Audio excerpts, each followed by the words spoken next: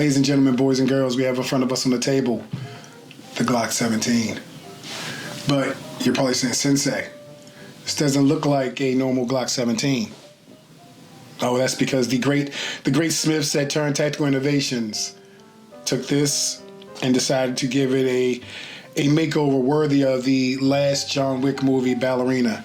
The John Wick franchise is known for their ultra cool action pieces and ultra cool gear, and Taran Butler and the team at Taran Tactical Innovations has had a lot to do with some of that gear. From the shotguns to the rifles, but of course the handguns are the most iconic. Their Combat Master series has been prominently featured in a lot of the movies, starting in 2 all the way through the last one with things like the Pit Viper, the Sand Viper, and this right here in the spinoff, the Ballerina movie. What this started life off as is a Gen 5 Glock 17. And no, it looks nothing like a Gen 5 Glock 17 now. First thing I want to note, the frame. Taran Tactical Innovations has an incredibly skilled team that works on frames. This stipple job, I'm not even going to call it a stipple job, this recontour, redefinement of the frame is absolutely stunning.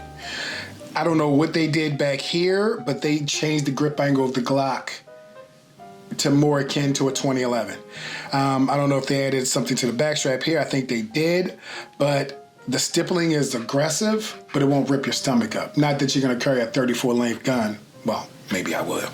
But it's contoured in a way that you can feel it. Like the frame dips down right where you need it to. Like right here, there's a pocket for that thumb. And it just gives you a really nice grip. And it brings that grip into a smaller circumference. So it's been massaged into compliance with human hands. I'll say that.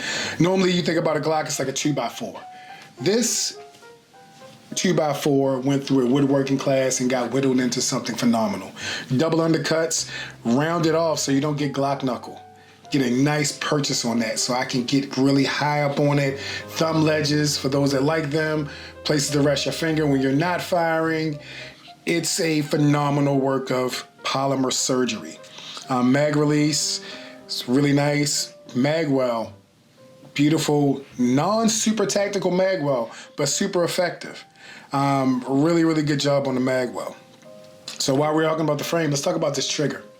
So they have a Timney trigger in here that breaks it about 2 pounds, and it's been machined by Taran Tactical Innovations along with a one-piece guide rod design that they put in there as well that gives it a really, really nice feel when shooting.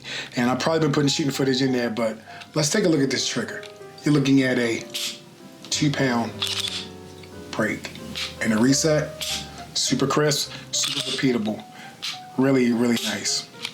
So we've got the frame, we've got the trigger. What's riding on top of it though? This is not a Gen 17 frame slide. It started as one, but they put this thing through so much machining that even, Herr Glock, patron saint of all perfection, would not recognize this.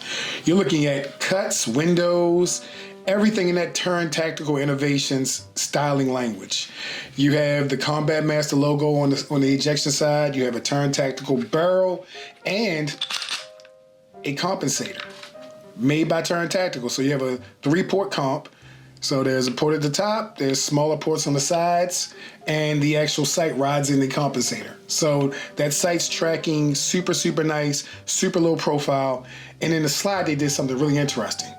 They cut out the front of the slide. So what I thought was a window, it gives it that seamless ported look, but you realize that's actually the slide cut out itself. So it gives it a really streamlined look. You get a peek of that barrel shining through, brings back the mass on that slide tremendously, so it cycles really, really fast. What they also did was they put a SRO on here. And when I say they buried that SRO, they buried that SRO to the point that you can use standard height sights and still co-witness between the front and that rear sight that's on the compensator. This thing co-witnesses through the SRO with standard height sights. The other thing, Taran Tactical Innovations is not subtle about their branding. We have 1, 2, 3, 4, 5 And even on the carbon fiber backplate, 6. We have 6 Taran Tactical branding pieces, not counting the Combat Master, on this firearm. So you'll definitely know, well, not even counting the mag, well, 7. You'll definitely know who made this. Taran's quite proud of his work, and he has a right to, because this gun is phenomenal looking. So what does it come with? It comes with a nice case. I do not have the case with me, as my student that let me borrow this for the video and to kind of get my impressions of it didn't bring the case. But it also comes with 3 magazines. It comes with one that has a +2 extension from Taran Tactical base plate. Gives it that nice semi-flush look. And you have +5s. They give it that, you know, race look. You know, that's actually pretty nice looking. So if you're gonna go run a gun with this, like, it definitely has enough capacity to keep you through any fight at the Continental. So now that I've gushed about it, let's talk about drawbacks. As far as a gun, I see none. It's a work of art. It's the craftsmanship, the quality, the stippling. You know, it's a masterpiece. Is it a curry gun? No, it's a 34 length gun.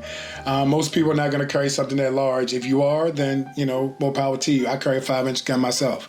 But most people wouldn't consider this a curry gun. Is it going to be your ultimate USPSA gun? Not with this compensator. Because, of course, this will put you in open. And even in open, this beautiful piece would not. It won't shoot major, and it won't give you a competitive advantage in that division.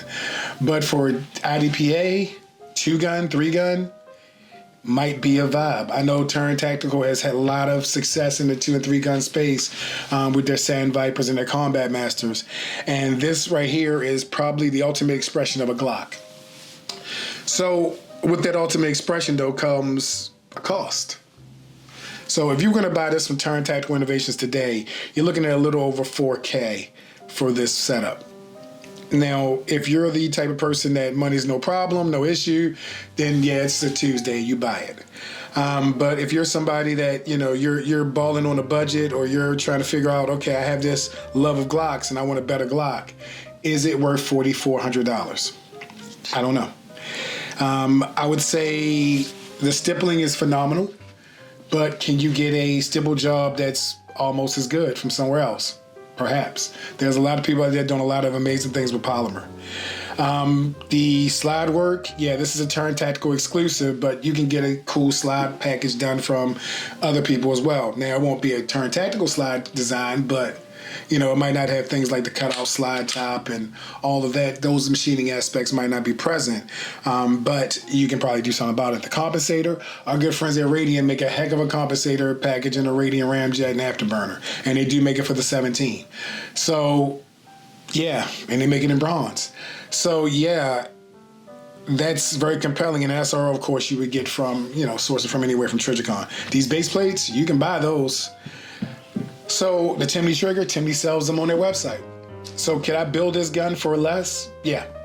Would it be a complete package, ready to go, already tuned and ready to run, and Taran Tactical, you know, weighted guide rods and all that other stuff that I had to piece together? No. Even simple, nice things like the carbon fiber back plate. That's, you know, that's a second level of cool that just you don't get from building yourself. So in the world of ultimate Gucci Glocks, this might be one of the ultimate ones. You know, you're looking at the 34 Combat Master, you're looking at this. The 34 isn't compensated, so that might be my choice for something like USPSA or something like that, because you're getting the same thing without the compensation. But the compensation does really work. So is it worth the money? I mean, come on, it's $4,000 for a Glock. But is it worth the money to you? I'll say this. This has made me think about ordering one for myself. So it's probably going to happen.